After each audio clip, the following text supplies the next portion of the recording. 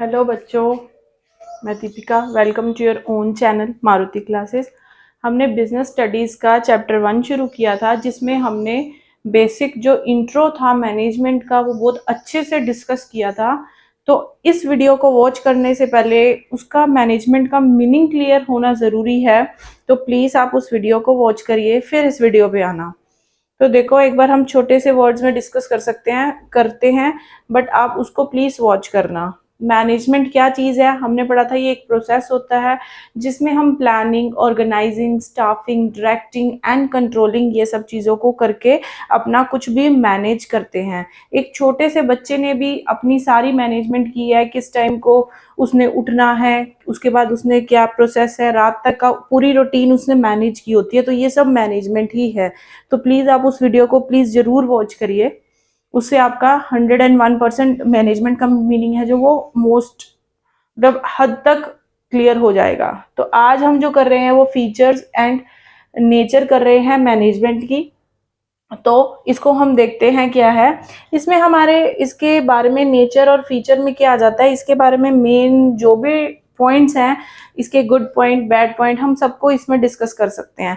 But जब बात आती है इम्पोर्टेंस की, जब बात आती है एडवांटेजेस की, तो हम उसमें सिर्फ उसके गुड पॉजिटिव पॉइंट्स को ही एक्सप्लेन करते हैं और डिसएडवांटेजेस में और लिमिटेशंस में उसके बैड पॉइंट्स को लेके चलते हैं। तो हमारा सबसे पहला प्रोसेस है management is a goal oriented process.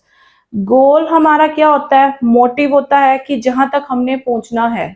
तो इफ हम सब कुछ प्रॉपरली मैनेज करके चलेंगे, नॉर्मली हम क्या करते हैं, कोई भी एक्टिविटी को कंडक्ट करते हैं या कुछ भी करते हैं तो उसकी प्रॉपर प्लानिंग करके चलते हैं। विदाउट प्लानिंग हम इजीली कुछ भी अच्छे से अचीव नहीं कर पाते।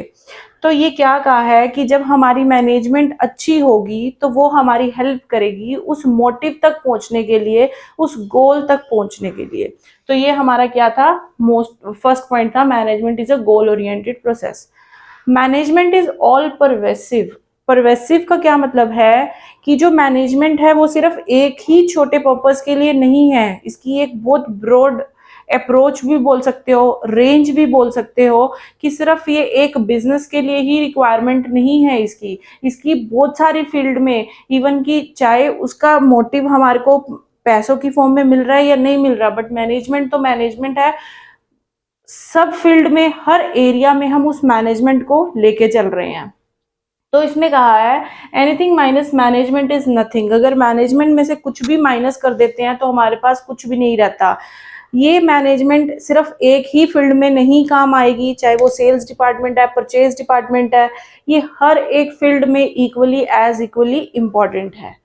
तो नेक्स्ट पॉइंट है इट इज मल्टीपर्पज और मल्टी डायमेंशनल। मतलब कहने का क्या है, अभी हमने ये पढ़ा कि ऑल परवेसिव हर जगह पे अवेलेबल है, हर जगह पे इसकी नीड है। तो ऐसे ही इसमें भी हम बताएंगे कि जैसे एग्जांपल, ये पॉइंट्स हम डिस्कस करते हैं, इससे ये मीनिंग क्लियर होगा।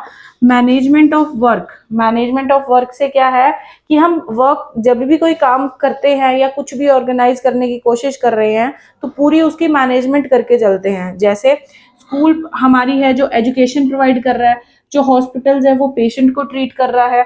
तो ये क्या है, ये प्रॉपर मैनेजमेंट से चलेंगे। सिर्फ हमारे इंडिया में नहीं, इवन की मोस्ट पूरे वर्ल्ड में ये प्रोसेस सही रहेगा कि स्कूल का क्या प्रोसेस होता है, किस तरह से रिपोर्ट कार्ड्स बनने हैं, किस तरह से ये पेशेंट को ट्रीट करना है, कौन सी सर्जरी किसके लिए है, कौन से डॉक्टर्स किसके लिए हैं। तो ये क्या है, मैनेजमेंट ऑफ वर्क। हर किसी वर्क को भी पूरी ऑर्गेनाइज करने के लिए मैनेजमेंट की रिक्वायरमेंट है। सेकंड है मैनेजमेंट ऑफ पीपल। सपोज करो एज पर एज क्वालिफिकेशन ही किसी को कोई पोस्ट मिलेगी। सपोज कोई पीजीटी कॉमर्स है, कोई पीजीटी फिजिक्स से है, कोई पीजीटी मैथ्स से है। तो नॉर्मल सी बात है, अगर वो स्कूल में भी जॉब के लिए ट्राई करेगा तो कॉमर्स से है तो उसको कॉमर्स के रिगार्डिंग सब्जेक्ट्स मिलेंगे, फिजिक्स का है, साइंस का है तो साइंस के रिगार्डिंग मिलेंगे, मैथ्स का है तो मैथ्स के रिगार्डिंग मिलेंगे। तो मैनेजमेंट ऑफ पीपल में भी हम क्या करेंगे, जिस फील्ड में भी हमने वर्कर्स लगाने हैं तो as per management of people करके चलेंगे कि किस फील्ड में कितने पर्सन्स की रिक्वायरमेंट है, उसके अकॉर्डिंग ही हम सारा फुलफिलमेंट करेंगे। फिर है मैनेजमेंट ऑफ ऑपरेशंस। ऑपरेशंस में क्या है कि सेल करनी है, परचेज करनी है, कुछ भी रिसर्च करना है, तो नॉर्मल सी बात है everything should go on the basis of only management. तो इसलिए मैनेजमेंट जो है हर किसी की लाइफ में, हर बिजनेस एक्टिविटी में सबसे नंबर 1 पे मोस्ट इंपॉर्टेंट रोल प्ले करता है।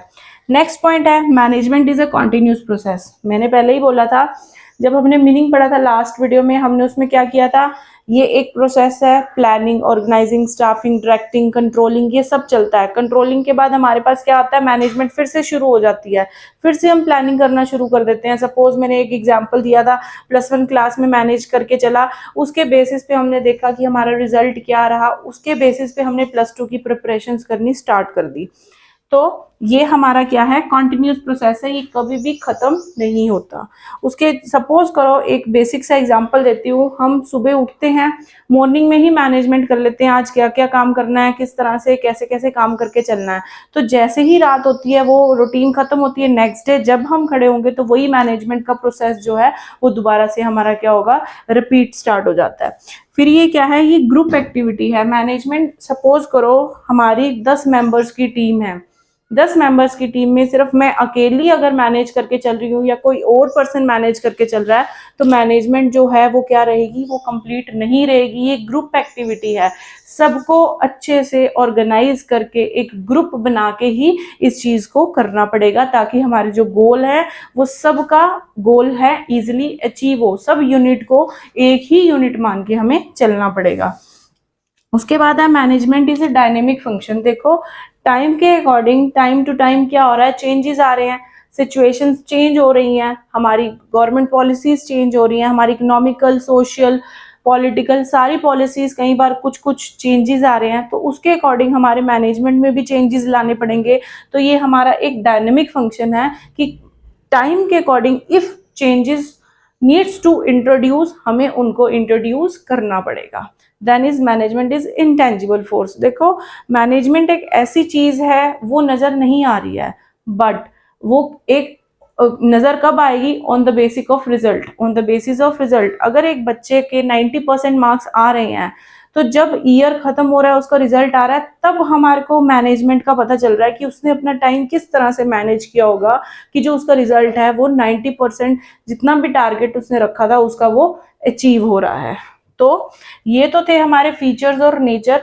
तो आप प्लीज कंफ्यूज मत होना फीचर, नेचर, इंपॉर्टेंस में। मैंने बोला इसमें इसके बारे में सब कुछ बताना होता है, जरूरी नहीं कि उसके गुड पॉइंट बताने हैं सिर्फ, इसके बारे में हम उसके बारे में पूरा डिस्कस करते हैं कि इस टॉपिक में है क्या क्या चीज। फिर हमारे पास है इंपॉर्टेंस ऑफ मैनेजमेंट में, इसमें हमने सिर्फ इसके बारे में इसके अच्छे अच्छे पॉइंट बताने हैं कि मैनेजमेंट करने से हमारा क्या क्या काम होता है। सपोज सबसे पहले हमने यहाँ पे भी यही पढ़ा, गोल ओरिएंटेड प्रोसेस, तो इसमें भी यही है, helps to achieve the goal. जो भी आप फर्दर एक्सप्लेनेशन करोगे, इफ आप ये पॉइंट पूरा यहाँ उठा के लिखते हो तो कोई भी मार्क्स कट नहीं करेगा। उसके बीच में जो लाइंस यहाँ आएंगी वही इसके अंदर आएंगी कि जो हमारा मैनेजमेंट है गोल्स को अचीव करने में हमारी हेल्प करता है। It lets to increase in efficiency. Efficiency हमने भी लास्ट वीडियो में डिस्कस करा था, क्या होता है।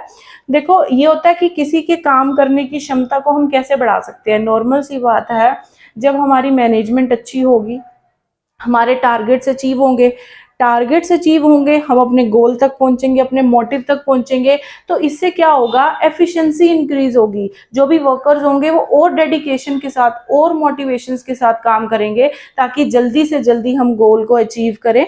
ठीक है, तो it lets to increase in the efficiency, helps to achieve personal objective. Normal सी बात है, जब सबसे पहले अगर हमने एफिशिएंसी इंक्रीज करी, हमारा टारगेट कंपनी का, ऑर्गेनाइजेशन का, फर्म का कंप्लीट हुआ। जैसे ही फर्म का अगर ऑब्जेक्टिव कंप्लीट हो रहा है, नॉर्मल सी बात है, एक पर्सन जो चीज जो अच्छे से मैनेज करके चल रहा है, उसके जो पर्सनल ऑब्जेक्टिव्स हैं वो भी उसकी वजह से फुलफिल हो रहे हैं। सपोज उसकी इनकम इंक्रीज हो रही है, उसको इंसेंटिव मिल रहे हैं, उसको मोटिवेशन मिल रही है और अच्छे से अच्छे बढ़ने की। ठीक है, तो it helps to achieve the personal objectives too, helps in the development of society.